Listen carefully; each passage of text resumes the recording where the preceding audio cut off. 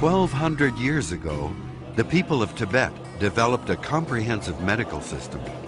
They understood how the mind can powerfully affect the body.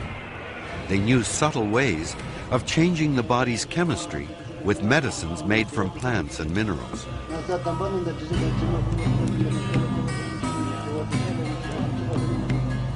They blessed their medicines and their patients in lengthy rituals. And they encoded this knowledge in a series of elaborate paintings. Today, Tibetan medicine is the focus of a worldwide interest in traditional medical knowledge.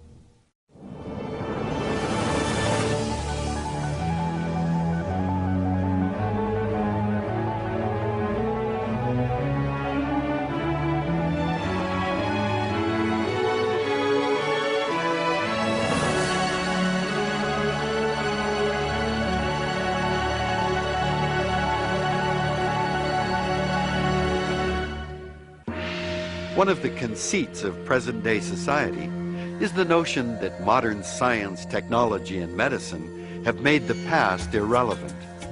But long before there was even science or medicine, people were observant and inventive as they developed ways to combat sickness, both physically and psychically.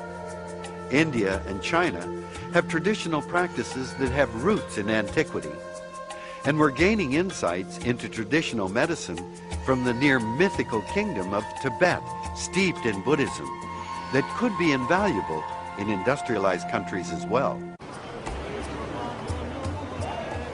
In Lhasa, Tibet, the birthplace of Tibetan medicine, much of Buddhist heritage has been dismantled or destroyed. Buddhism's ancient synthesis of priest and healer doesn't always coexist easily with communist ideology, but many Buddhists have hung on to their traditional beliefs.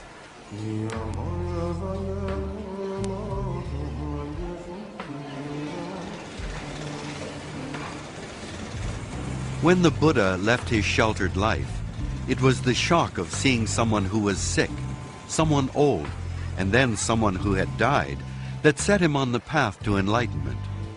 The Buddha himself claimed to be a healer, not a god, and offered his teachings as remedies, not gospels.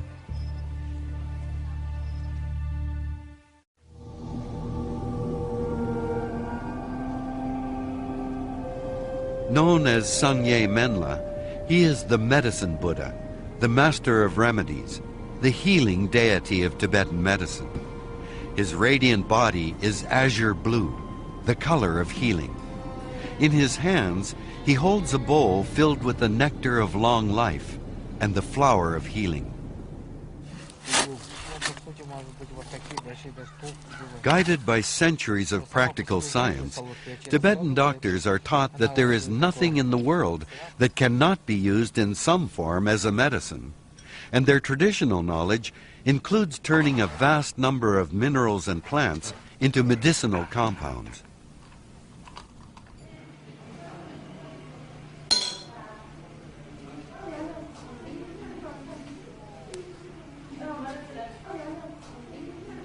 Practitioners still use treatments that used to be part of Western medical practice, but have now been changed or abandoned.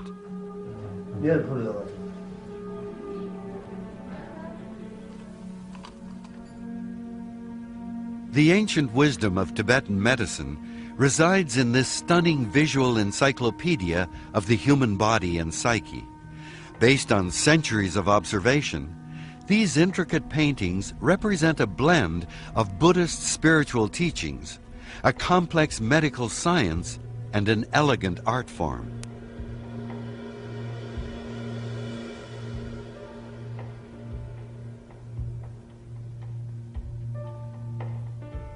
These paintings were made with a remarkable insight into how the human brain absorbs knowledge.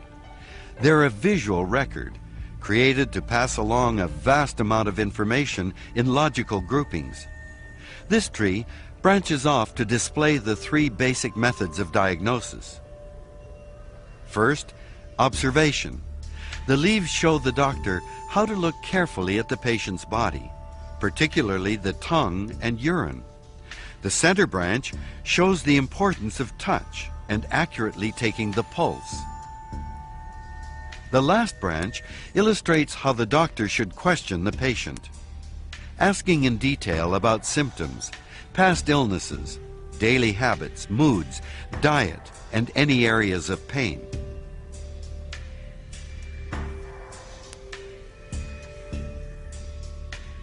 As Buddhists, Tibetan doctors were unburdened by beliefs in ritual purity or caste, so they were never reluctant to handle and examine bodily materials.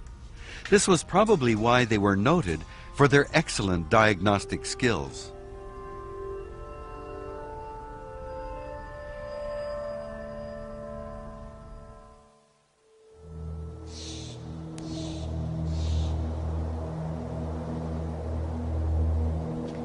Some Buddhists say that their book of medicine came directly from the Buddha, or dropped from heaven here in the Yarlung Valley near Lhasa.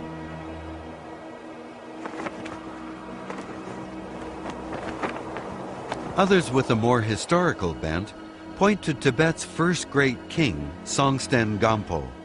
Under his auspices, Tibet held its first international medical conference in the 8th century, inviting physicians from the neighboring countries of India, Nepal, Greece, Persia, and China to share their knowledge. Yurtok the Elder, the great sage of Tibetan medicine, took the essence of each system and created a distinctly Tibetan fusion, reflected in the first widely accepted Tibetan medical text, the Four Tantras. In Europe in the 17th century, to be medically curious is a dangerous pursuit. At the same time that European doctors are defying the church by secretly dissecting bodies, and herbalists and midwives are burned at the stake, medical knowledge is flourishing in Tibet under the direction of the 5th Dalai Lama. At this time, a Tibetan scholar wrote a brilliant new medical commentary, a careful compilation of the leading-edge medical science of the time. He also commissioned a set of illustrations to accompany the new text. The medical wisdom of 1,000 years of practice was distilled onto 79 cloth panels.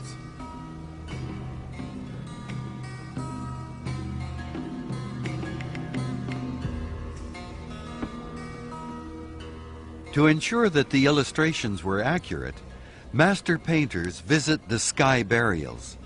Most corpses in Tibet were cut apart and offered to the vultures. At the funeral grounds, the actual construction of the human body was very clear.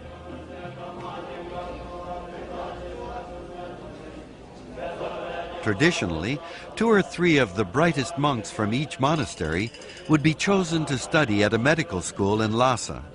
Over the years, these monk doctors traveled across the Tibetan plateau, spreading their medical knowledge and their Buddhist faith throughout Central Asia. They expand Tibetan influence north into Russia, establishing thriving Buddhist communities in Buryatia, the region around Lake Baikal, between Mongolia and Siberia.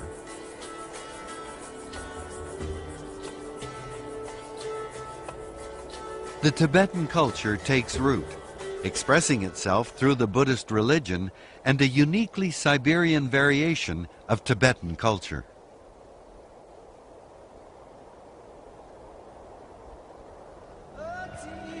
But the Tibetan medicine of Lhasa and faraway Buryatia were to be tested by a new god of scientific socialism and progress.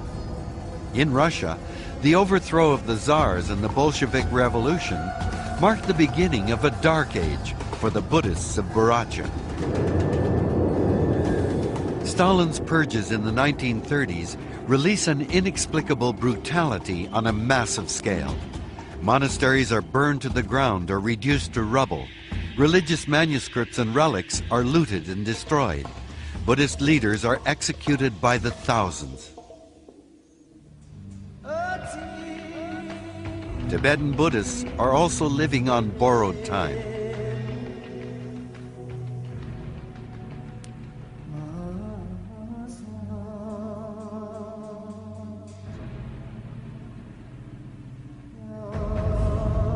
March of 1959, the Chinese army invades Tibet.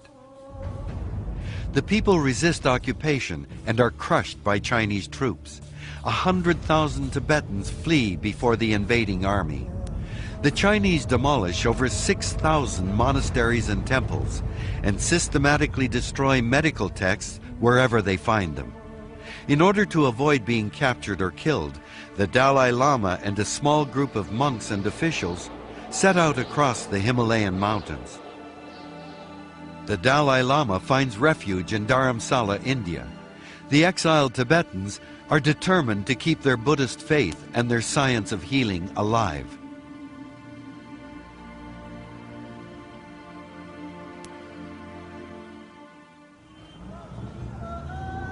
The heart of Tibetan culture continues now in exile in Dharamsala, the area in northern India granted to Tibetans after the Chinese invasion of their homeland.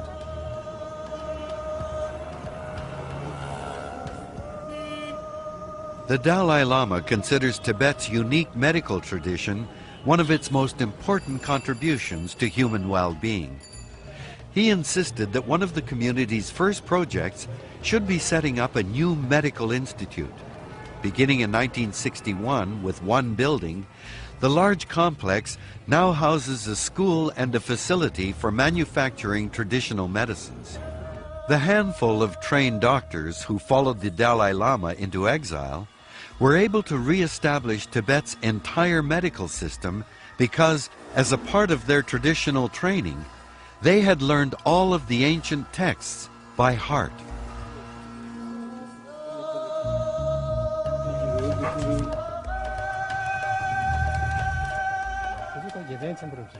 Dr. Dawa guides his students through the 7-year course required to become a doctor of Tibetan medicine. But this classroom looks a little different from what it would have 100 years ago. Not everyone is a monk. Many of the students are women, and a significant number of them plan to study Western medicine as well. The qualities necessary for a physician are to be knowledgeable and experienced. Another very important thing is that the doctor has to be kind-hearted and have a loving, compassionate nature. Dr. Dawa knows that Tibetan medicine must continue to evolve. We can't be content just to say Tibetan medicine is one of the most ancient systems of healing. We need to interact with modern medicine so we can authenticate our results and cross-reference our diagnoses and treatments to correct inaccuracies. That doesn't mean we should lose our identity in trying to imitate Western medicine. We need to create dialogue with Western science. In the West, scientific knowledge can have an uneasy fit with spirituality. But Dr. Dawa finds no contradiction between his understanding of medicine and his faith in the Buddha's teachings. Buddhist doctors believe that the healing they offer their patients is part of their own spiritual growth, a way to practice compassion on the path to enlightenment.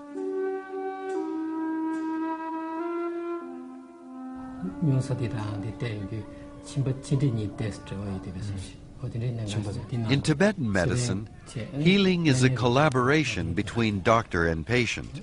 No blinking lights or high-tech equipment. Dr. Dawa makes his diagnosis using careful observation, a trained sense of touch, and a real dialogue with his patient.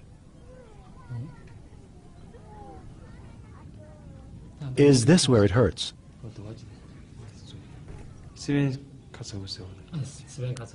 Ah, when you eat hot chilies. Do you get a headache when you eat too much oil or fat?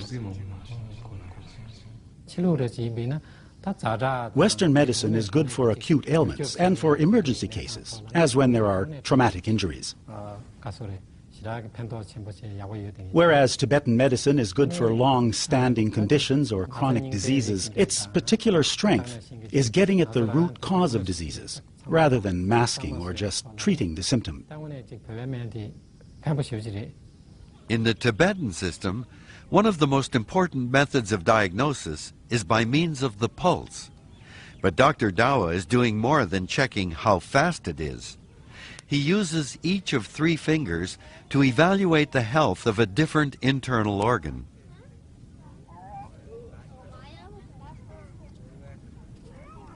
Next, the urine. The color, odor, and characteristics of the bubbles in the urine all point to what might be out of balance in the patient's body. From the color of the urine and how the bubbles disappear, it seems this is a bit serious. Try to eat more fruit, but not sour fruit. For the time being, I will prescribe medicine for 1 week, then come back with another urine sample. Initially, almost every disease stems from an unwholesome diet or improper behavior, which cause imbalances in the body.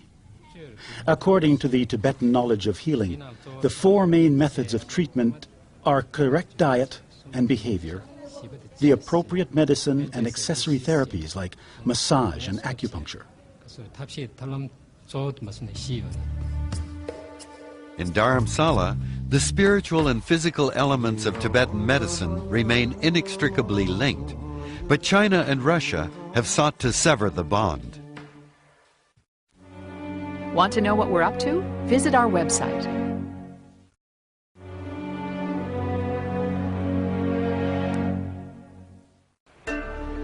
In Ulan-Ude, the capital city of Buryatia, Buddhism and Tibetan medicine have not been completely embraced.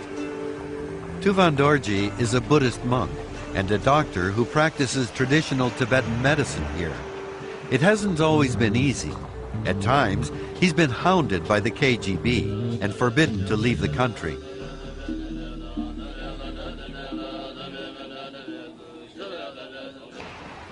Tuvan Dorji Radnayevich, also known as Tuvan Lama, may not be your image of a typical Buddhist monk, but complete with cell phone and a busy schedule, he's an Emchi Lama, a doctor of traditional Tibetan medicine.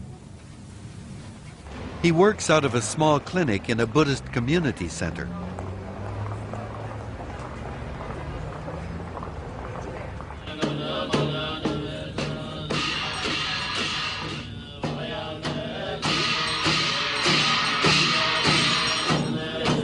Tuvan Dorji takes a vow very similar to the Hippocratic Oath, to do his utmost to cure and to treat every patient equally, regardless of age, race, or wealth. He may be wearing the traditional robes of a monk, but Tuvan Dorji deals with some very contemporary medical issues. As a Buddhist, he's opposed to assisted suicide. He believes organ donation should be encouraged, and thinks artificial insemination can be of great help to women who want children. Up to 30 patients a day walk through the doors of his clinic with every possible medical problem. It isn't that we ignore modern Western medicine. They have their own excellent aspects, such as surgical treatments and computer analysis. They can be very effective, and we can make use of them. In the future, I hope we can combine the good points of Western medicine and traditional Buddhist medicine.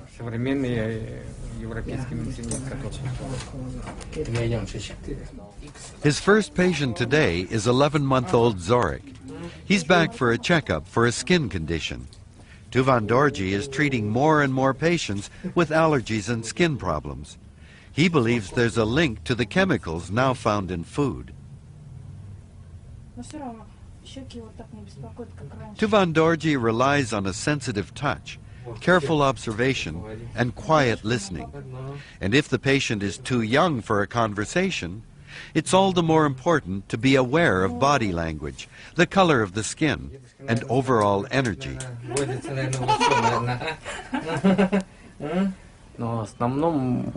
With a baby, I look mainly at the face.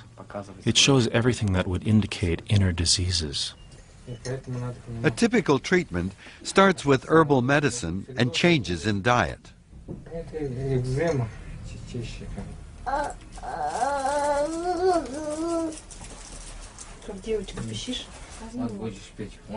Come on now, Zorik, you need to take some medicine.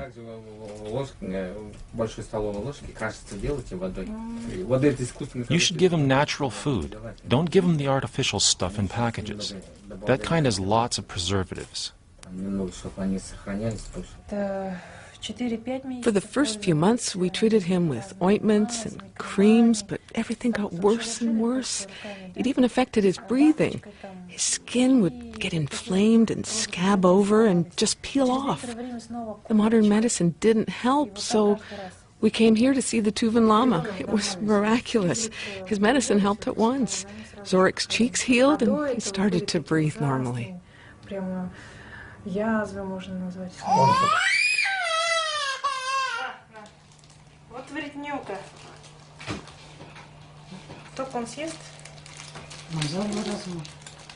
Unfortunately for Zorik, Tibetan herbal medicines aren't sugar-coated.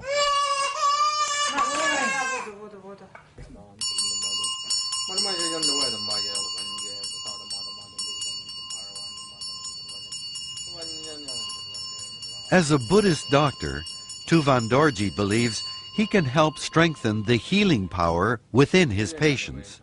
He prays for each of them to regain their health and be freed from their suffering.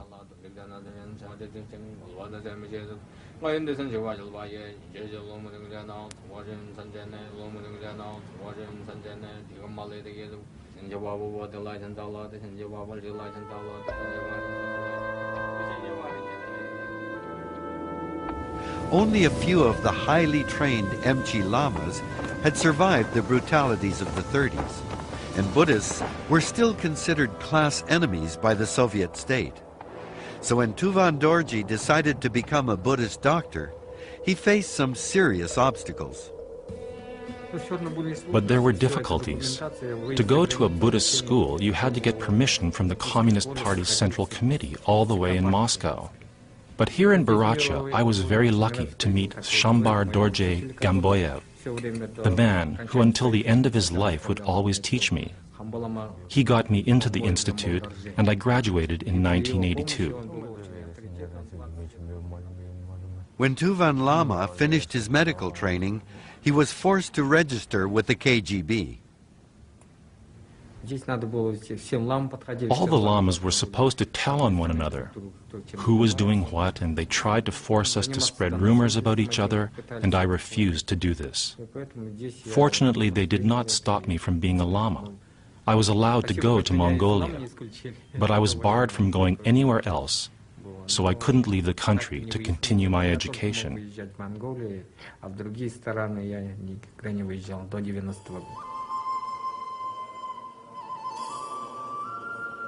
It was a time when any kind of religious expression in Russia was considered ignorant or subversive. But the Buddhist belief that everything is impermanent turned out to be quite true. Things in Buracha were about to change once again. In 1989, after the collapse of the Soviet Union, Buddhism was declared a legal religion. And once again, the temples are a place of celebration.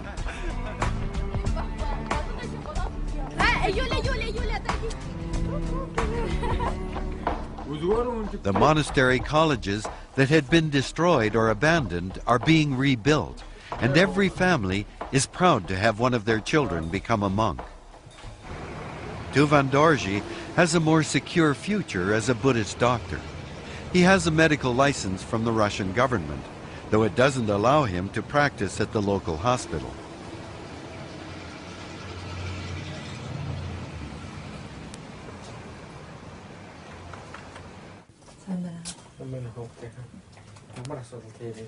Today's first patient is Mrs. Galma.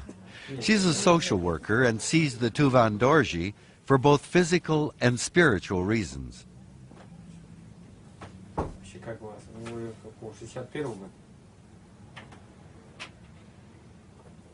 He listens to her anxiety over a court decision being handed down today.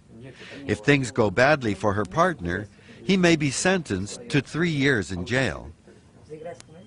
Mrs. Galma receives a blessing and a prayer for a good outcome.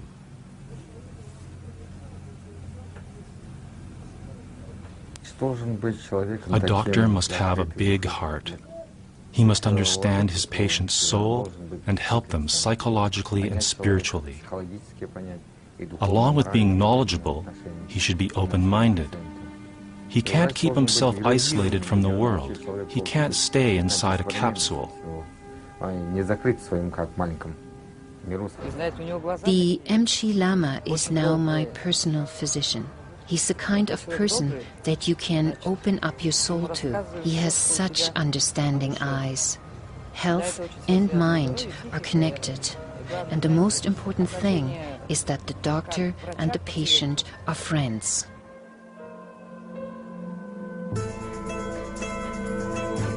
Atsagat is about an hour's drive from the capital of Ulan-Ude. It's one of a network of Buddhist monasteries built in this region. Tuvan Dorji used to be the head of this monastery and still comes back to take part in the temple rituals.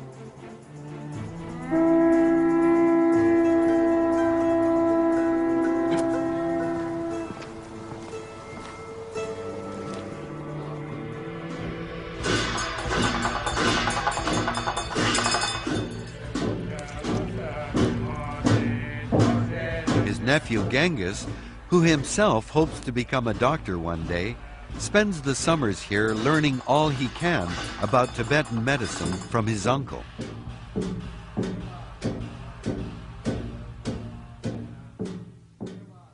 Autumn is the time to harvest many of the plants used in traditional medicines. The plant's energies concentrate in the roots as leaves and fruit fall away.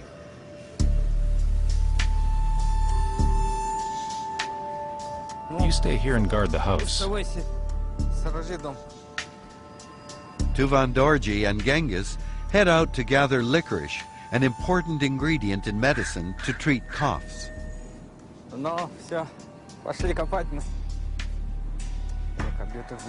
Trekking to remote places to harvest medicinal herbs has always been a part of a doctor's training.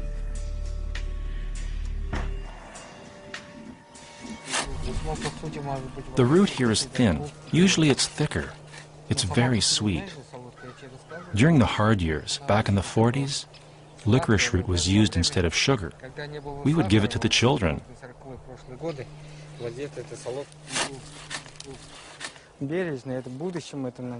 Just dig on this side, Genghis. If we dug around and destroyed the root system and took all of it, that would be bad. We have to be careful, because the plants are our future. It's not only you who comes to collect here, but other people.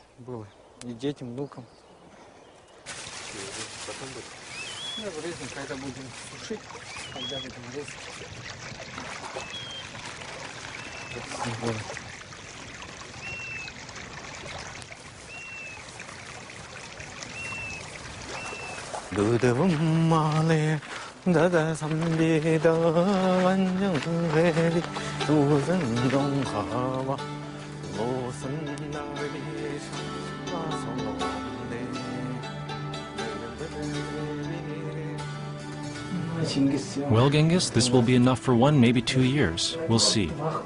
Maybe we'll go out again next year. And what is the licorice root used for? I'll make a medicine with it to treat coughs. It helps clear the chest. Over the centuries, Tibetan doctors acquired a vast knowledge of plant habitat and medical uses.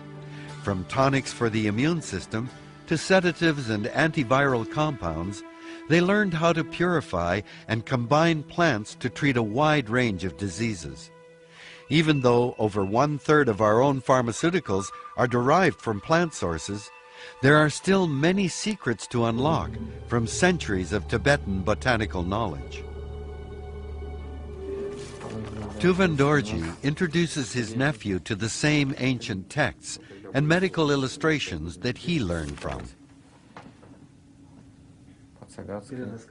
At that time, there were no young lamas. They were all 70 or 80 years of age and had been in prison. Only a few of them had somehow survived the brutality of the 1930s. I was lucky to find a teacher. Tuvan Dorji has mastered the art of pulse diagnosis and he wants to make sure that Genghis will be able to use this technique when it's time for him to treat patients. Your hands have to be like this. Try not to leave them in cold water for very long. Also, make sure you wear gloves if you hold a hot cup. You have to take care of these 3 fingers. So if you want to enhance their sensitivity, you should soak them in warm milk. Remember, as you diagnose your patients, these fingers are our weapons against disease. Traditionally, Buddhist doctors make their own medicines. It's a skill Tuvan Dorji wants Genghis to learn. We'll prepare this 5-part mixture that has to be taken with water. It's very useful after a heart attack. It's like a tonic for the heart. You know all the ingredients: nutmeg, Indian long pepper, mudan, anam, and ginger. Here, I'll show you.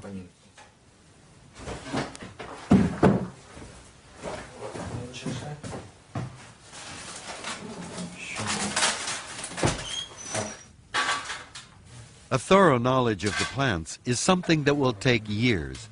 But meanwhile, a willing young person can be very helpful with the more laborious part of things.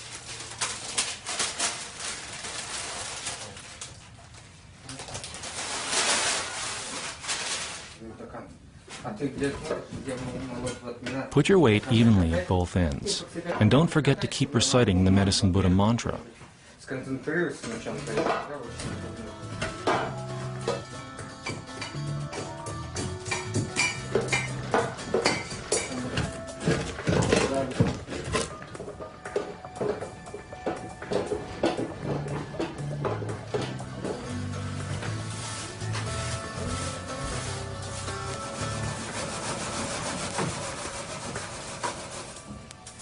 Finished at last, after 6 long hours.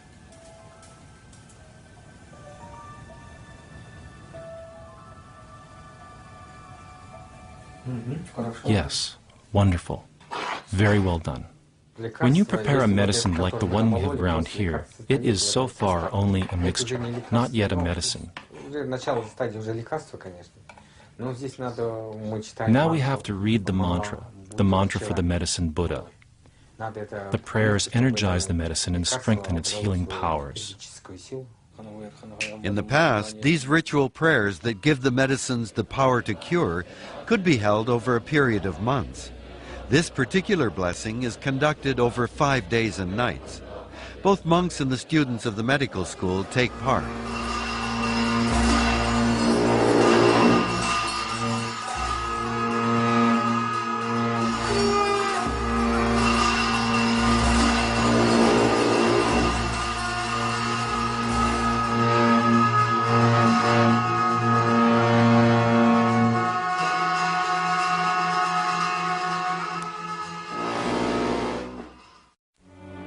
Want to know what we're up to? Visit our website.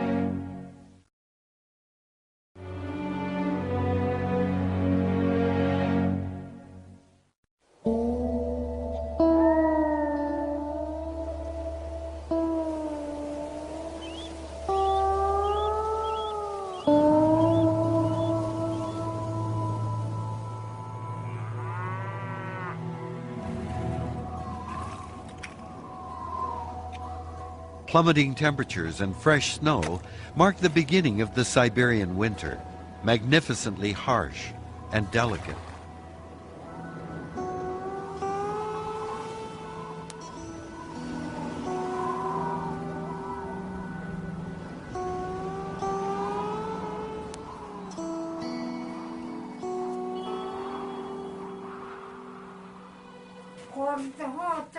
Inkiva Dzidma has come all the way to Atsagat Datsun to consult with Tuvan Dorji. I see that you've lost weight. It's because of this terrible disease. I have cancer. She was diagnosed at a hospital in town with stomach cancer, but it's important to her to get his diagnosis and his advice too. As he holds her frail arm, he can immediately tell that her condition is terminal.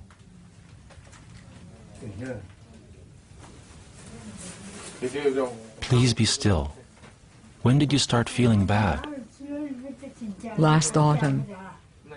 What do you eat these days? Porridge and fish. I also take some oil mixed with alcohol. The doctor said it would kill the pain. It's true that your condition is not very good. Does your stomach hurt? Yes, around here. Regardless of whether it gets better or worse, please do not forget your prayers.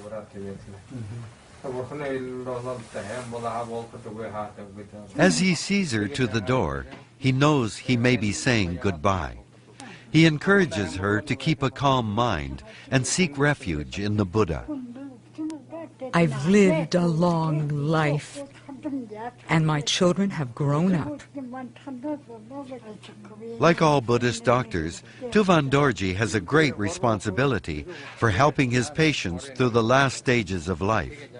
He helps each one make their own journey, encouraging them to find refuge in the Buddha's teachings and the prospect of rebirth.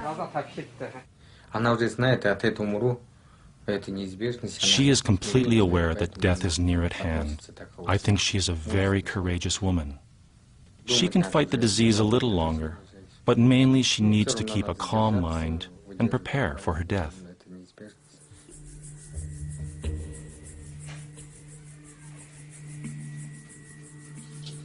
Here, there are no frantic attempts to prolong life at any cost. A patient's death isn't a failure. It's a transition, an awakening from the dream of life.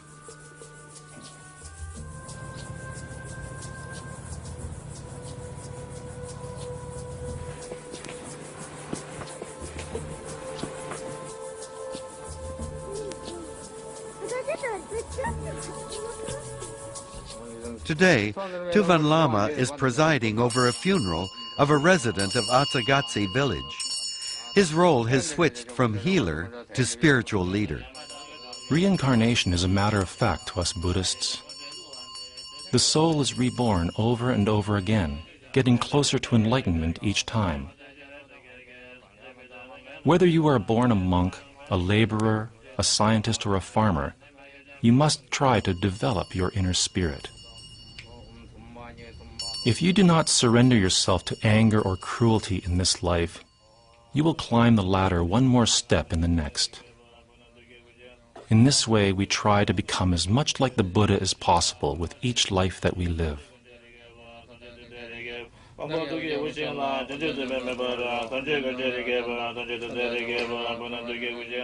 Burning the photograph severs the last connection of the deceased person to this world. The purpose of the burial rite is to let the soul leave in peace and find rebirth.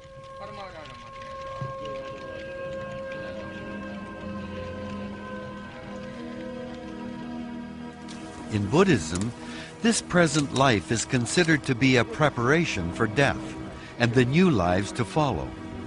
The coffin is turned away from the village, so the soul won't be able to find its way back.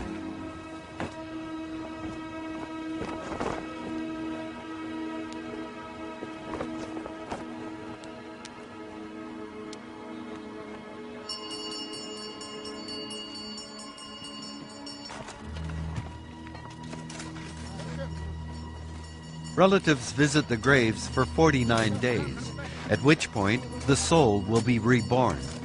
Simple wooden stakes with banners of the sun, moon, and mantras mark the graves. Relatives circle the grave 3 times in a final farewell.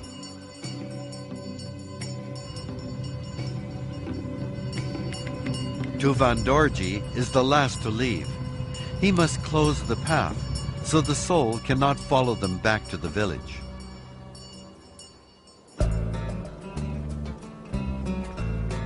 But death is always followed by renewal and life. Here at the Atsagat Datsun, Genghis is helping organize the New Year's fire ceremony. 2 fires will be lit. It's the biggest party of the season, and the rituals owe as much to Burat tradition as they do to Buddhism. All that is good and pure should be brought to one fire, and all that's bad and negative is brought to the second fire to burn away completely. People come here to leave their sickness and go to the other fire to become pure again, and to be prosperous and healthy.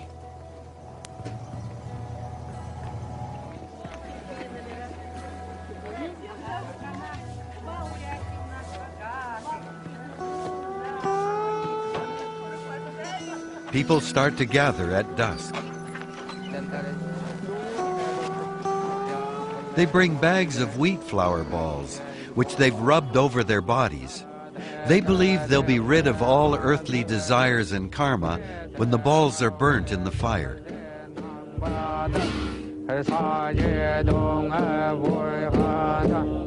The paper skull is an offering to Yamaraja, the king of life and death.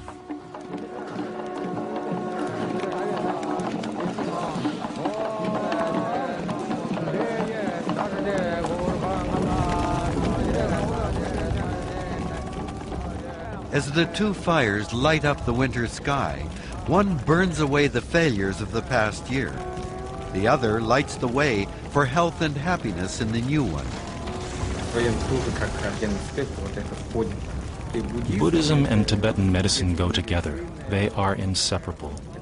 Other people may think differently, but I believe you have to know the foundation of Buddhism to understand the foundations of the medicine. You need to understand it with your body, your mind, and your soul.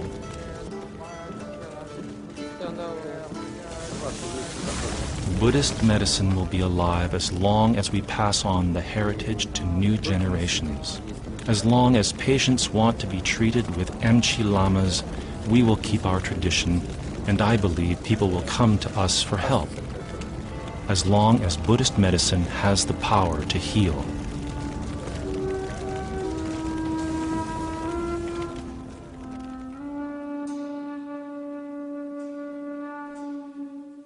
Human beings face four main sufferings. They are part and parcel of life: birth, sickness, old age, death. It is very important to know why we face these problems in our life. If we realize and understand these things, it helps us maintain a positive attitude. The Tibetan culture in Lhasa was damaged in the last century by tides of history that shook the entire world. But change is the rule, not the exception. The Atlas of Tibetan medicine was once suppressed by revolution. Now, all 79 paintings are available as digital files on the internet. The spirit of the medicine Buddha, the master of remedies, continues through the centuries to minister to the bodies and souls of the faithful.